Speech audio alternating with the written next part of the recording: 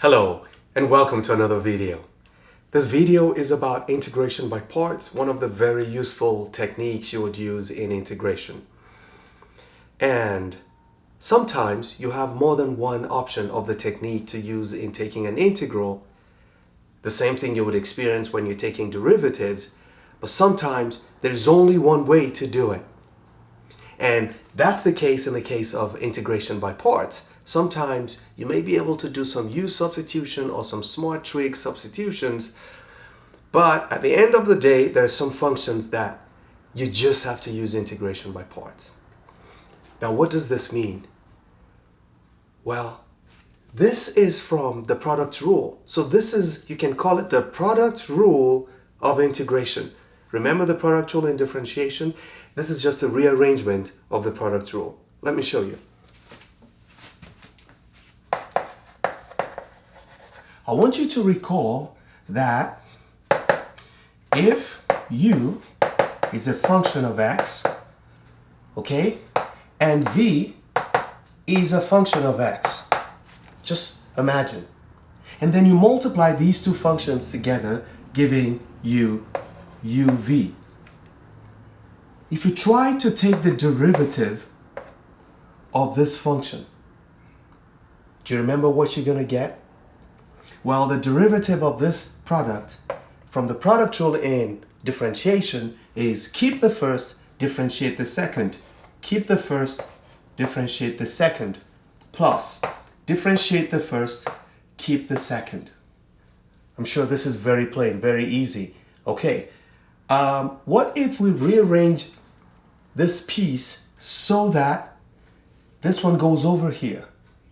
If this goes over here, it becomes uv quantity prime minus u prime v. So we're going to have u v prime equals uv quantity prime minus u prime v.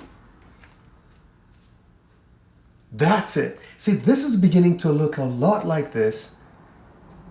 What happens? If we want to recover our uv, well, we have to take the integral of every term. See what happens. If you integrate the derivative of a function, well, you get the function back. That's the fundamental theorem of calculus. Actually, that's how we got into integration. So this is going to give you straight uv.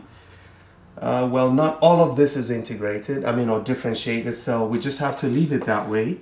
It's u, or you can rearrange it as v times u prime. So it looks like what I've got there. So it's going to be v times u prime, and on this side it's going to be the integral of u times v prime, and that's what this is. So this is very easy to remember. You just want to know that whatever function you're given to integrate, you must judge the original function you're given to integrate as having a composition of a function and the derivative of a function.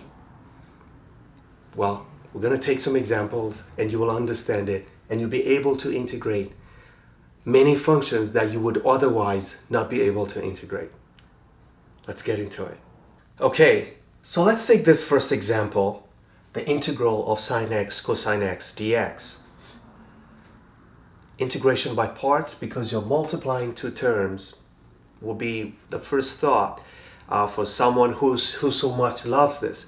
But you can also see that you can use u substitution because the derivative of one is the other, at least a form of the other, and the derivative of one is the form of the other. So you can actually use u substitution, and that's what I'm going to show you, that you will still get the same answer depending on the method you use and which one is faster for you. So let me show you. So using u substitution, so I'm going to say let u be equal to sine x. So that tells me that du will be equal to sine x dx. Okay. I'm sorry, will be cosine x. Do that again.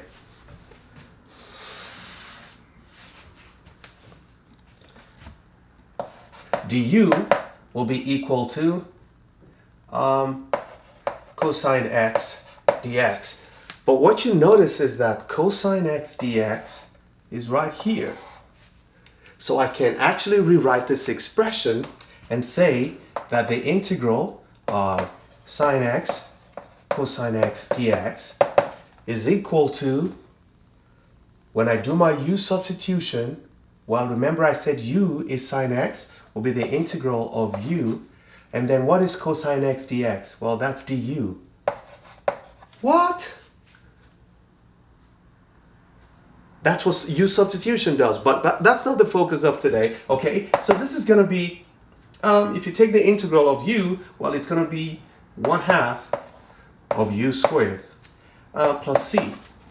Well, we're done. What is u? Well, we said u was sine x, so we can easily go back and say it's 1/2 of sine x squared, which is sine squared x plus c. This is what you will get if you did u substitution.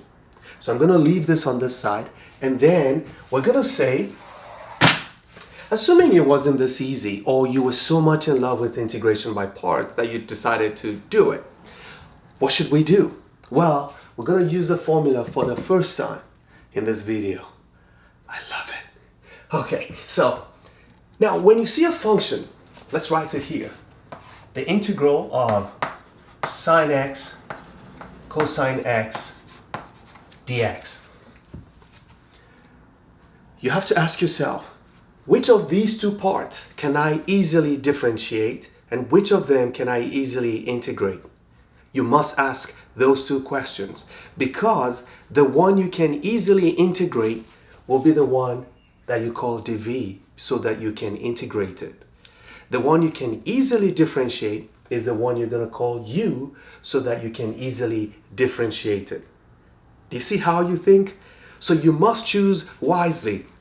But fortunately for this question, we know how to take the derivative of sine x, or even cosine x. We know how to integrate sine x, or how to integrate cosine x. So whichever you choose will give you the same answer. Now you may have to do some more extra work if you don't choose wisely, but you'll still arrive at the same answer. But I do recommend in this case to just make your u to be sine x and make your dv to be cosine x. So let's go. So we're going to say, let u be sine x. I want you to arrange it this way and immediately write du. What will du be? Well, du will be cosine x, just like we did here. Okay, now, see, I'm leaving out the whole dx that is attached to it. We're going to put that back just to make our work clean. Let's go here. We're going to say dv, so arrange it this way, just the way the question is. dv is cosine x. What is v? Well, if you integrate cosine, what would you get? You're going to get sine, okay? Sine x. Now let's just plug in the formula, okay? So the formula says u dv, which is the problem that we have, because if you look at it, the integral of u dv will be u dv. So we can say the integral of sine x cosine x dx is equal to uv. Look at that, uv. That's sine x times sine x. That's sine squared x minus an integral. And what's the integral? It's going to be v du, which is v du. That is sine x cosine x. What? Sine x cosine x. Okay, we just put the dx there, okay? We have to put the dx every time you take an integral. Now, or maybe I should just put it in front of it so you can see. So this is dx, and this is dx. Okay, so that makes it better. But one thing you've observed is that the question, the problem, is a part of the solution. And that makes your work come to an end. So remember, every time you write something like this using the integration by parts formula, and you notice that what you have on the right hand side looks exactly like what you have on the left, or is a form of it, a multiple of it, okay? You're done.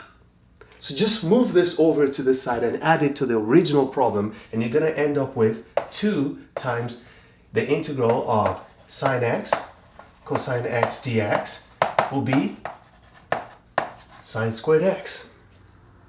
See how beautiful that is? So what is the solution to this problem? It's going to be that the integral of sine x cosine x dx, well, divide everything by 2, you're going to get 1/2 of sine squared x. Does it look like this? Yep. Plus c. Now, I showed you that you don't have to use integration by parts. Okay? You can use u substitution when you know it works.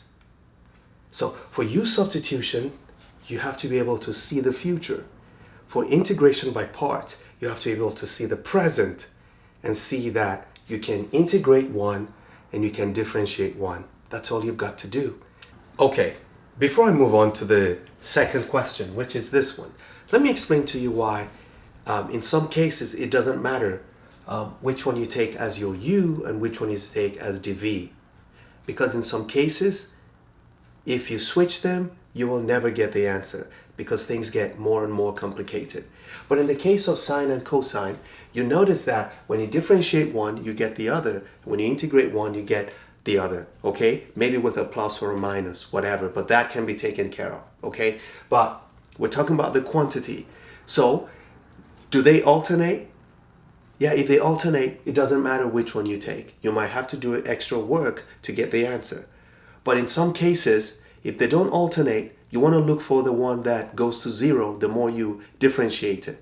Remember, integrating makes things more complex because it gets bigger and bigger. That's the meaning of integration. You're summing things up. But differentiation, you're narrowing things down, so you're likely to get a 0. So when you have a polynomial, in this case, you don't want to integrate a polynomial. You want to differentiate a polynomial because the power will become gradually, will reduce gradually until it gets to 0, no matter how many times you have to do it. Okay, but when you have this, because they alternate, I'm sure you can switch them. So let's just try out making u cosine x and dv sine x and see what kind of answer we're going to get. Okay, so let's do it.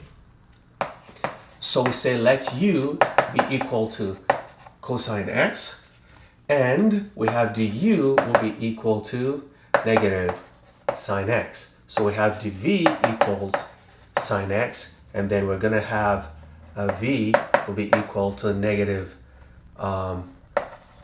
cosine x. So let's use our formula. The integration of sine x cosine x dx, which will be our u dv, will be equal to uv. U times v will be negative cosine squared x minus the integral of v du, which is negative cosine x times negative sine x, which is going to be sine x cosine x. I just put the dx back there. Okay, now what do we have? Well, it looks like this is the same as this, so we can move this over here, and we're going to have 2 of the integral of sine x cosine x dx. So remember, you will always have situations like this where what you have at the beginning, just like we had at the beginning there, what you have here will be the same thing as this, so it doesn't matter, okay? And then we're going to have sine x cosine x dx will be equal to negative cosine squared x. So our answer says it is sine x cosine x dx. So this will be negative 1/2 cosine squared x. Well, it looks like we didn't get the same answer as we got the first time using u substitution, and right here using u substitution, and when we said u was equal to sine x. But wait, remember, we can do the Pythagorean substitution and transform cosine into sine, and let's see what's going to happen. Remember, our answer in this case was equal to 1/2 sine squared x plus c. Remember, this c was a constant. We don't know what c is. C could be anything. Because remember, when you take the derivative of anything like this, the c disappears, whether it's 1 or 2 or -5 or whatever. Okay, so let's do the transformation of this. Remember, this would be the same thing as -1/2 times, this is 1 minus sine squared theta, 1 minus sine squared x rather, sine squared x. Okay, now what do you see? -1/2 multiplies that, so your answer becomes, and this multiplying this gives you positive sine squared, so it would be 1/2 sine squared x and minus 1/2. Well, this will be the c or the d or whatever you can, and nobody cares about this at this stage, because what's important is the function that you get, not the constant, because the constant can be anything. Remember that. So what's important is you can just rewrite this as equal to as 1/2 sine squared x plus, let's just call it d this time, since we already use c for this case, but it's the same thing. I can still call it my c, actually. I'm just going to call it c. So you see that when these two alternate, when you have sine and cosine and it's alternating, you can take it as your integral or your derivative, depending on what the other companion is. And I'm going to see if I can find another example to use this. So remember, integration by parts, in the case of these alternating trig functions, you can actually choose either as the derivative, or as the derivative or as the function. Okay, and that's what you've got. Let's go into number 2, and then I'm going to explain something to you why you cannot switch. Because if you switch, things get more complex.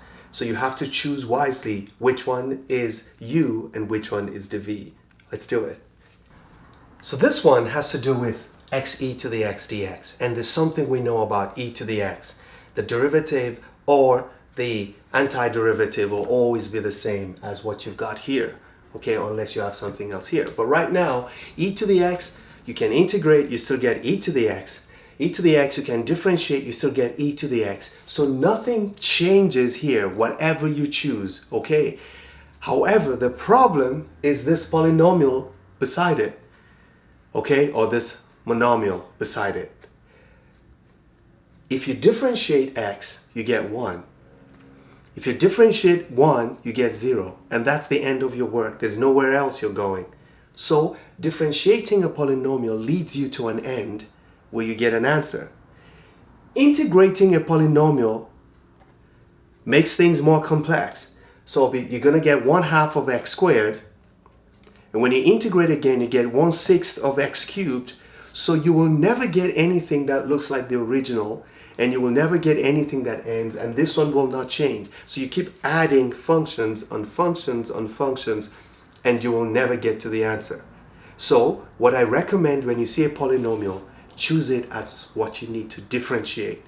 A polynomial times anything, unless that thing cannot be integrated, like natural log of x. Now that's where there's going to be a problem. Okay, so at this point, this is what you want to do. You want to choose u to be x. You want to choose the v to be e to the x. Remember the reason. This gets more complex, so you don't want to integrate x. Okay? Because this does not go to 0. And it does not alternate. It stays the same, and you will never get the same thing. So let's look at that. So we say let u be equal to x, such that du will be equal to 1. And the v is e to the x, such that v is the integral of this, which is going to be e to the x, the same thing. So using the formula, the integral x e to the x dx, which is this, that's our u dv, that's our u dv, okay, will be equal to uv, which is the product of these two, x e to the x, minus the integral of v du, that's e to the x times 1, that's e to the x. And that gives us x e to the x minus the integral of this is just e to the x. And you're done with your work. Now I want you to try it on your own. If you decide to switch these two, what you'll notice is it gets more and more complicated, and there will never be an answer. Okay, let's move on to the next one. First of all, you have to do a transformation of this because you must have it at the back of your mind that you use integration by parts for when you have the product of functions. Okay, so you have to rewrite this as a product first. So let's rewrite this. This will look like this. The integral of x times 10 to the negative x dx. So now we can say that this is our, remember, if you have a polynomial, make it your u. And then you can integrate this. Well, you have to know how to integrate exponential functions. Remember that? Okay, so let's just rewrite this, or let's prepare the grounds for this. So we say let u be equal to x, and so du will be equal to 1, and let's dv be equal to 10 to the negative x, and v will be equal to, well, as a quick trick, remember that whenever you take the integral of an exponential function where the base is a constant and then you have a function on top, it is usually that same function. Just keep it 10 to the negative x and divide it by the natural log of the base. Okay? However, because this is negative, you just have to put a negative sign somewhere here. Okay, so let's make it negative. Okay, that's how to integrate this. Okay, remember that if you are differentiating, you'll be multiplying by natural log of 10.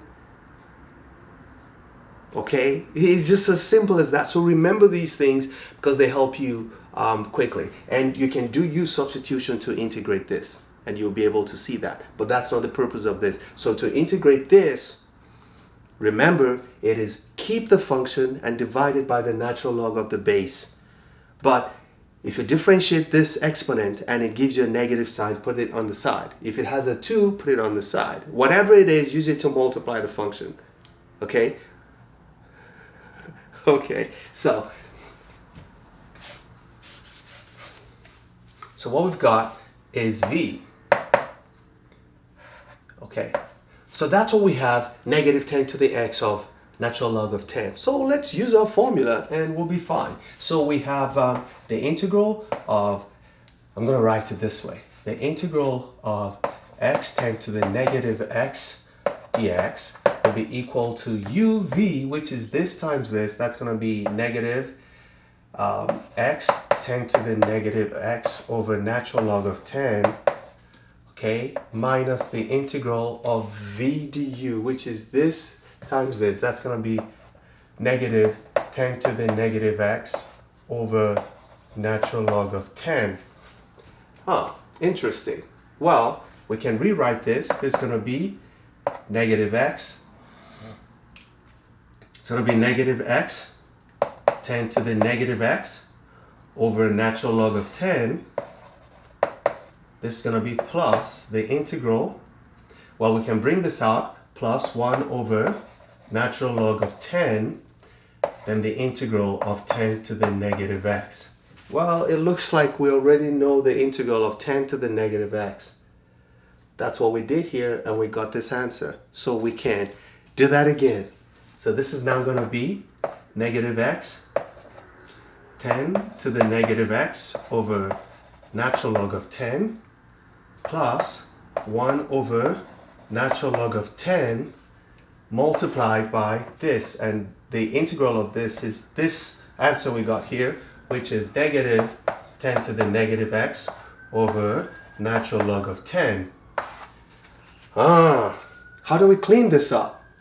So I'm just going to squeeze the answer into this corner here. So this answer here, okay, is going to be negative, so we're going to have negative x 10 to the negative x over natural log of 10 minus, let's make a box here, okay, minus 10 to the negative x over natural log of 10 all squared.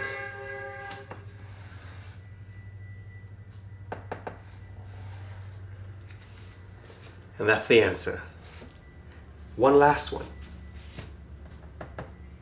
Well, you see this, I already did a video, a separate video for this function. But I just wanted to highlight this, that sometimes there's only one function that cannot be integrated. What would you do? Well, you can watch that other video. Never stop learning, because those who stop learning have stopped living. Bye-bye.